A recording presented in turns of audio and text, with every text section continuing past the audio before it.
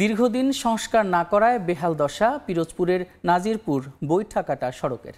খানাখন্দে ভরা সড়কে ঝুঁকি নিয়ে চলছে যানবাহন। 2024 সালের জুনে সড়কটি সংস্কারের টেন্ডার প্রক্রিয়া শেষ হলেও এখনও কাজই শুরু হয়নি। অভিযোগ উঠেছে প্রকল্পের কাজ শুরু না করলেও অর্থ উত্তোলন করেছে ঠিকাদার প্রতিষ্ঠান। এ নিয়ে তদন্ত চলছে বলে জানিয়েছে এলজিইডি।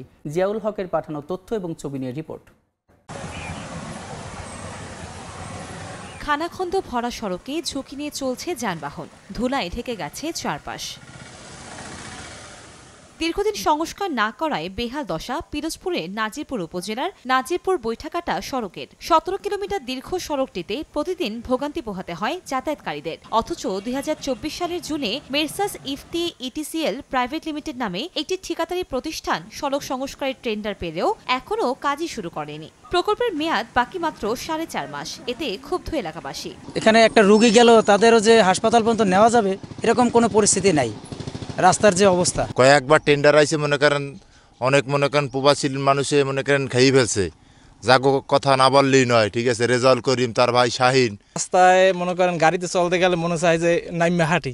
এই পর্যায়ে বর্তমানে এই দীর্ঘ 10 বছর পর্যন্ত সব মিলাইয়া আমরা এখন খুব খারাপ অবস্থায় আছি। তো আমাদের আকুল আবেদন, যদি আমাদের এই রাস্তাটা তাড়াতাড়ি করে দিত তাহলে আমাদের সুবিধা হইতো, আমাদের সবার সুবিধা হইতো। যে টাকা কাজ করি এ টাকা 3 ভাগের 2 ভাগই চলে যায় গাড়ির পিছনে। আমাদের ধরেন এখন বিনা পয়সায় চলা লাগে, মানে খুব চলতে কষ্ট হয়। এ নিয়ে শুরু হয়েছে তদন্ত। তবে কাজটি শেষ করার জন্য ঠিকাদারের সঙ্গে যোগাযোগের চেষ্টা চলছে বলে জানায় এলজিইডি।